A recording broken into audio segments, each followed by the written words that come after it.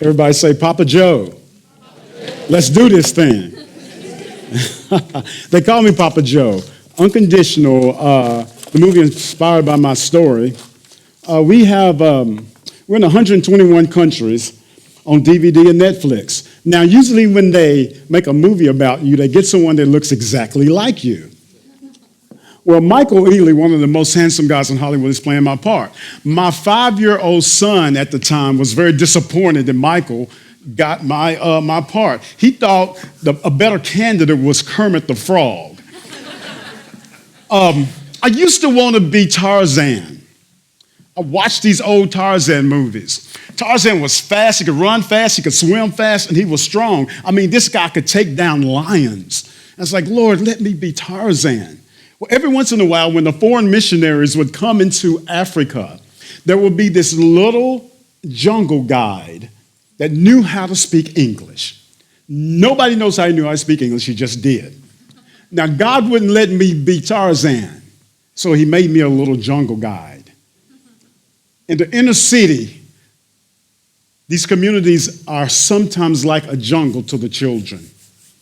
You see from Unconditional, my wife and I used to live right in the middle of the housing projects. Now, my orientation into the housing projects was a little first grade girl.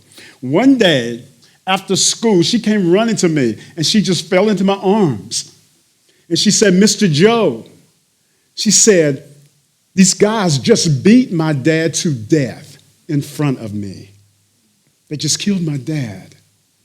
Now, I'm holding this child as she's crying uncontrollably. And I'm like, Lord, what do I do with this? I don't know how to carry the weight of this. I don't have a weapon in my arsenal to deal with this. Now, 2 weeks later, my wife and I were asked to do the National Day of Prayer, do a choir of inner city kids. And we had about 50 or 60 children straight from the project singing, guys. It was wonderful. Now, this 12-year-old child came in, and she had been beaten. Her face was swollen.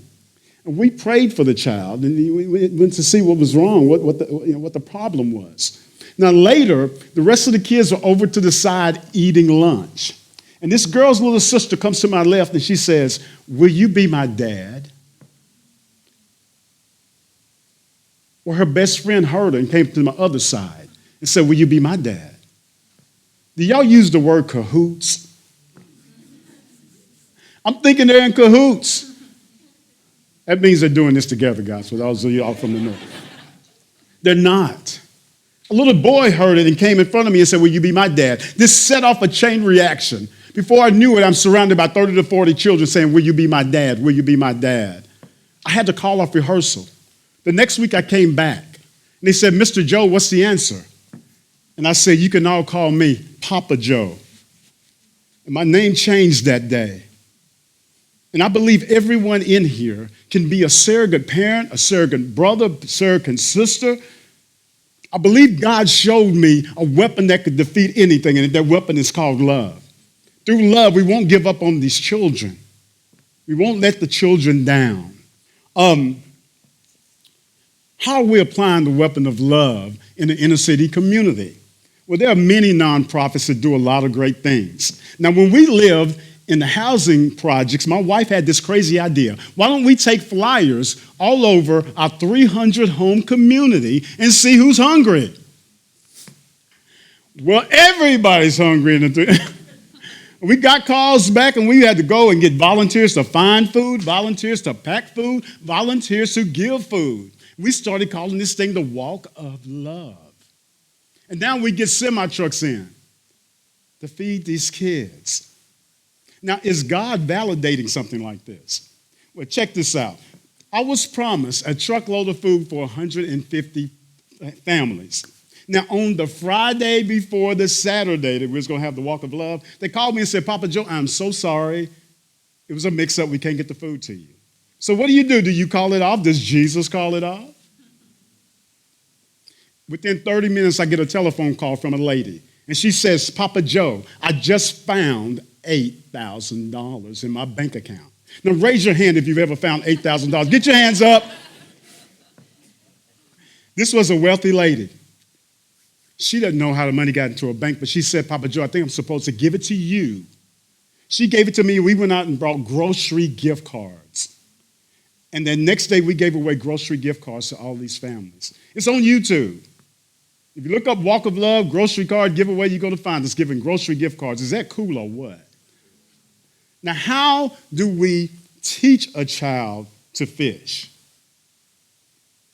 First of all, do you think that there is a challenge with necessities in the inner city?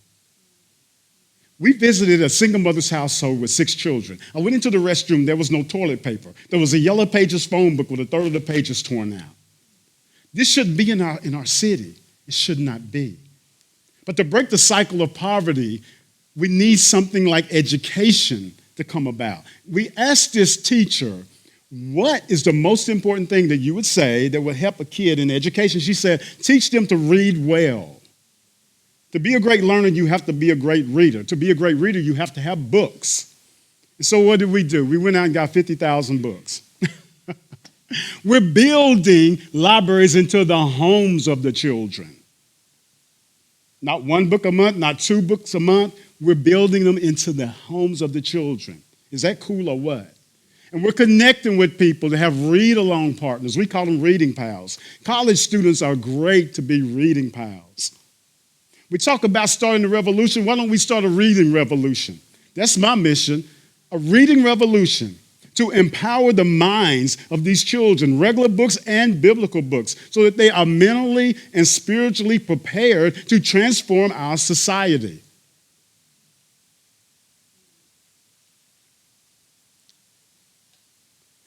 Even children united in a common purpose can make amazing things happen. When he was here, these children in one of the housing projects convinced me to bring him out to the housing projects.